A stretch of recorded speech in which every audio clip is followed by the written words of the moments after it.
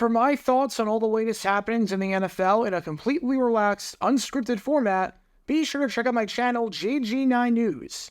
And now, on with our feature presentation. I think it's fair to say that the 1990 New York Giants were an amazing team. There's definitely some debate to be had, but you can make the legitimate argument that the 1990 Giants were not just the best Super Bowl winning team in Giants history, but maybe the best team in Giants history, period. New York started the season off extremely hot, starting at 10-0, and they ended it with a 13-3 record, getting the #1 seed in the conference, blowing out the Chicago Bears in the divisional round, going on the road to San Francisco and defeating the 49ers in the NFC Championship, thereby denying them a shot at becoming the first team in NFL history to three-peat Super Bowl wins, and to cap it all off, defeating the Buffalo Bills at Super Bowl XXV to win their second Super Bowl in franchise history and their second in the last 5 years. And obviously, there were many, many reasons why the Giants were fantastic in 1990 and won the Super Bowl, establishing themselves as the best team in football. But if there was any one particular reason why, and you had to narrow it down to one individual thing, it had to be what you've been watching this whole time: the defense. New York's offense in 1990 was fine, don't get me wrong, but it wasn't anything spectacular. The Giants went into the playoffs down to their backup quarterback in Jeff Hostetler, and only ended the season 15th out of 28 teams in points scored, and 17th in total yards. So statistically speaking, in many ways, the Giants had an offense that ranked in the bottom half of the league. But the defense? Well, that was another story. The Giants ended the 1990 season allowing just 211 points across the 16 games, or 13.2 points per game. This was, by a fairly comfortable margin, the top total in the league. On 6 occasions, including a Week 11 shutout against the Detroit Lions, the Giants held their opponents to 7 points or less, and only twice in the 19 games that the Giants played, including the playoffs, did the Giants end a game allowing more than 20 points. For some perspective, many people say that the best defense of all time is either the 1985 Chicago Bears or the 2000 Baltimore Ravens.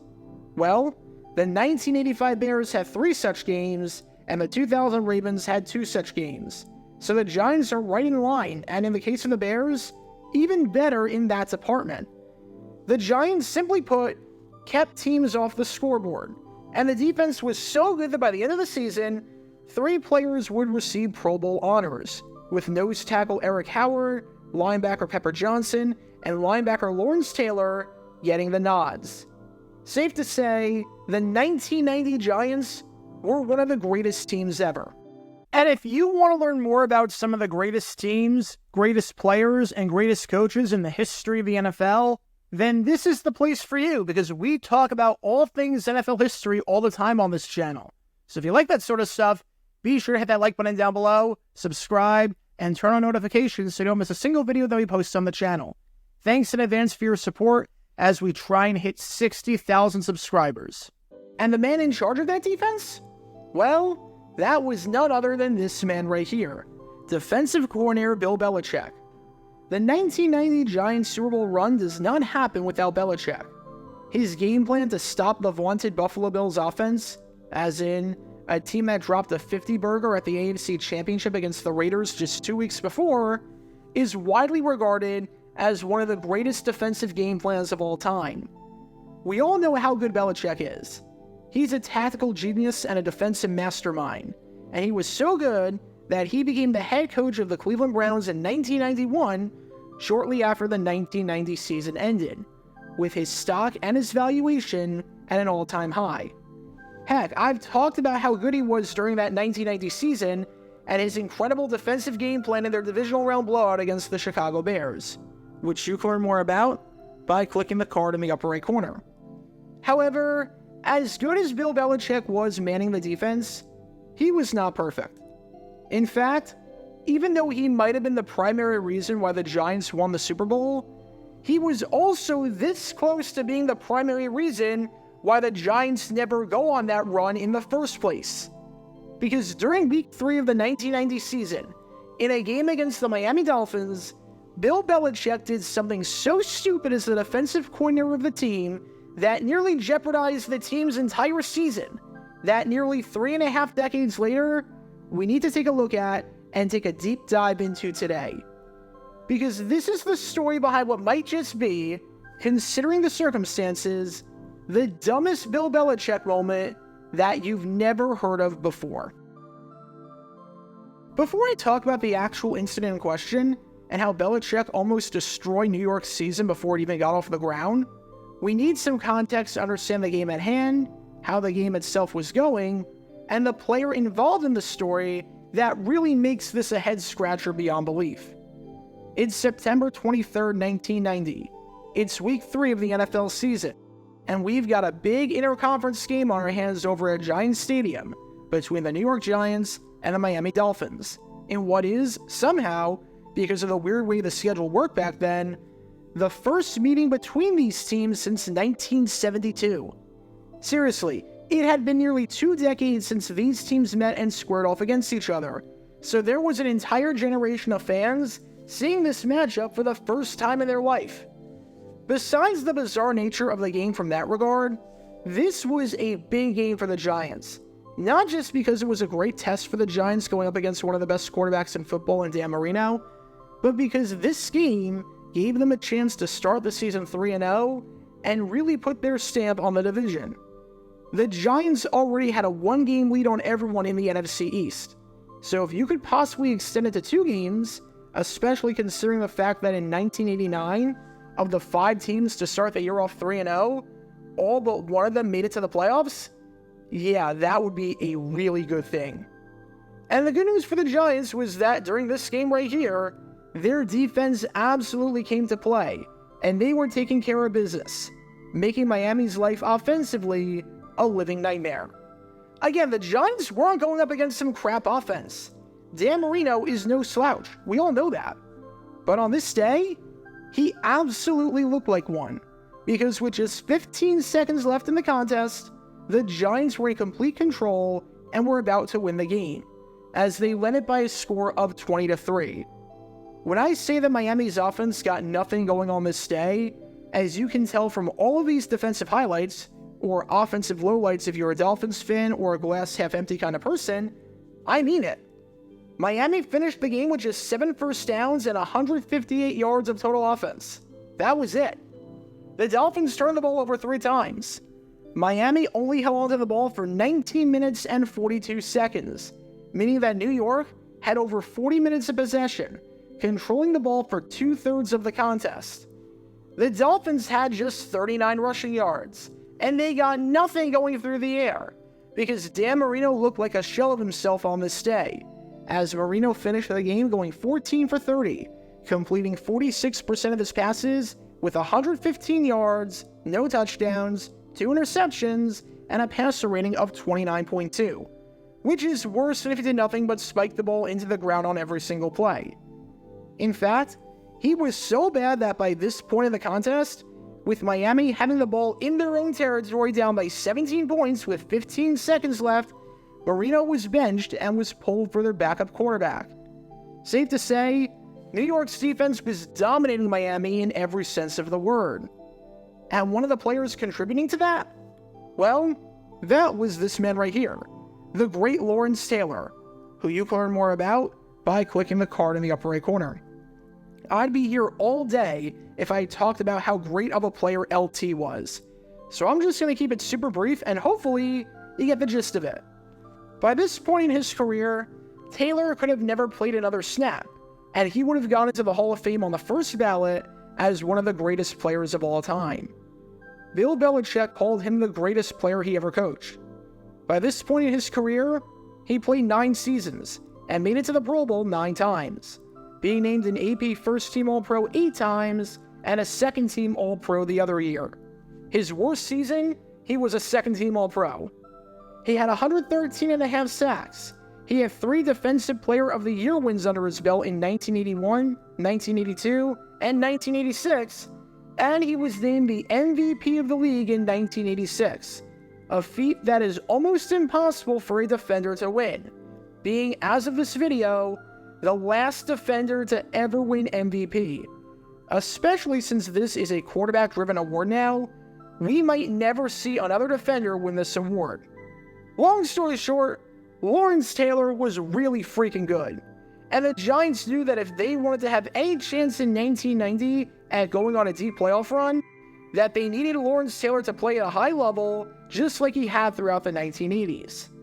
However, Taylor was not fully healthy by this point, and he was not in the best game shape. Taylor held out a training camp and the preseason because he was in a bitter contract dispute with the team.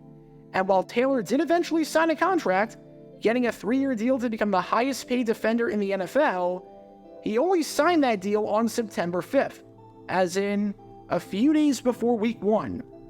He was not in top game shape, and he was not an every down player just yet. That's not to say that he wouldn't be as the season progressed, but in week 3, just 17 days after reporting to the team following missing training camp and the preseason, it was going to take some time. In other words, you had to ease him in, and the coaching staff knew this. You can't just go from 0 to 100 right off the bat. Just like if you're training for a marathon and you haven't run in a bit, you can't run 26.2 miles your first time off the couch. So let's get back to the situation at hand in this game right here. There are 15 seconds left in the game, and the Giants are up by 3 scores, leading it 20-3. There is no universe in the world where the Dolphins win this game. There is no scenario that Doctor Strange plays out in his head where the Dolphins come back and win. The Dolphins would have to, in a 15-second stretch, with their backup quarterback, mind you, complete a 60-yard pass for a touchdown, get the extra point, recover an onside kick, complete another 60-yard pass for a touchdown, get the extra point, recover a second onside kick, and complete another 60-yard pass for the win with no time left. It is impossible. Time-wise, it is impossible. In terms of yardage, it is impossible. You cannot go 180 yards in 15 seconds with 2 onside kick recoveries.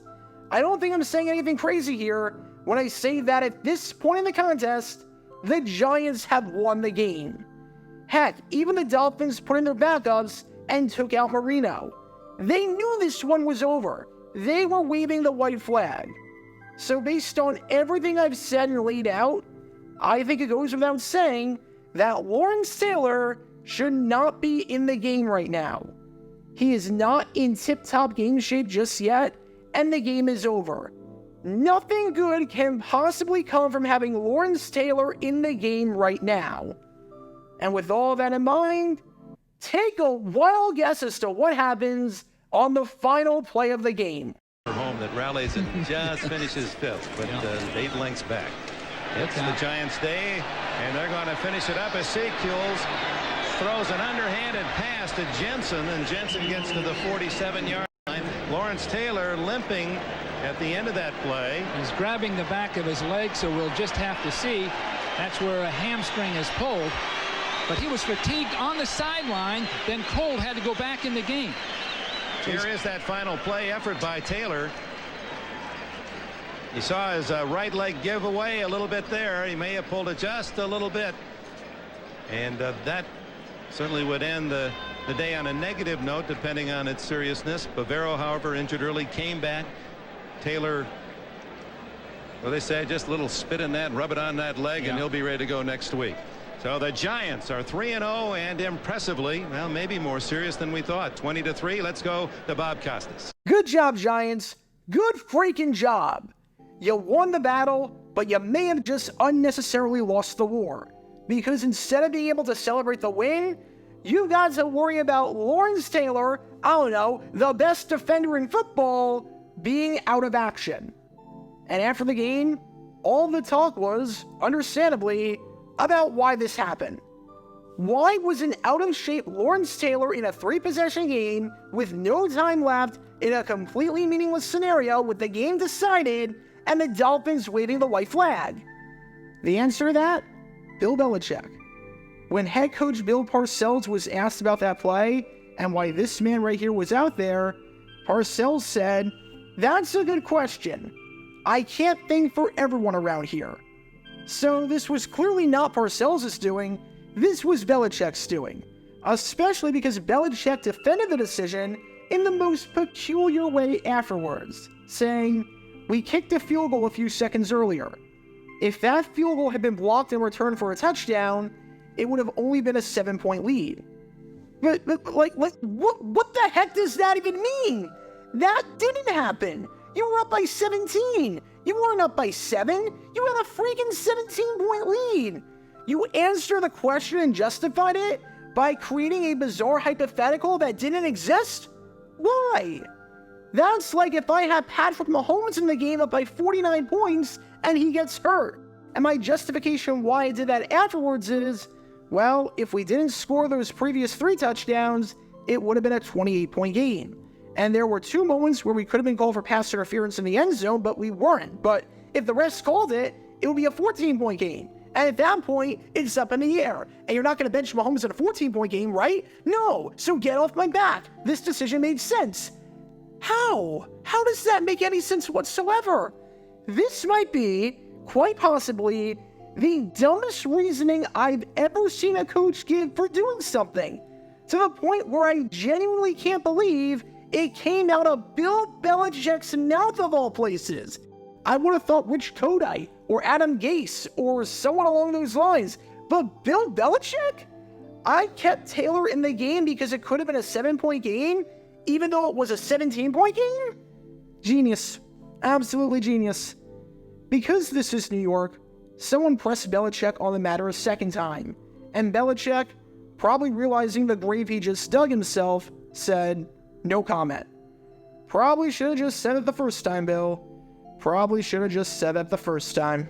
Now, there's probably a reason why you've never heard of the incident between these 2 teams behind me right here, unless you were a Giants fan who lived through it. There's probably a reason that you didn't realize this existed more than 3.5 decades later. And that's because, well, Lawrence Taylor was fine. I know it's crazy to believe, but amazingly enough, even though it didn't look good at first, he actually was okay. He came back the following week against the Dallas Cowboys, and he was able to play in all 16 games for New York that season. And it's a good thing that he was healthy and didn't miss any time, because Lawrence Taylor had yet another good campaign in 1990, finishing the year with 10.5 sacks, making it to the Pro Bowl, and being named an AP second-team All-Pro, as he played a big part in helping the Giants win their 2nd Super Bowl in franchise history, as they won Super Bowl XXV later in the season over the Buffalo Bills.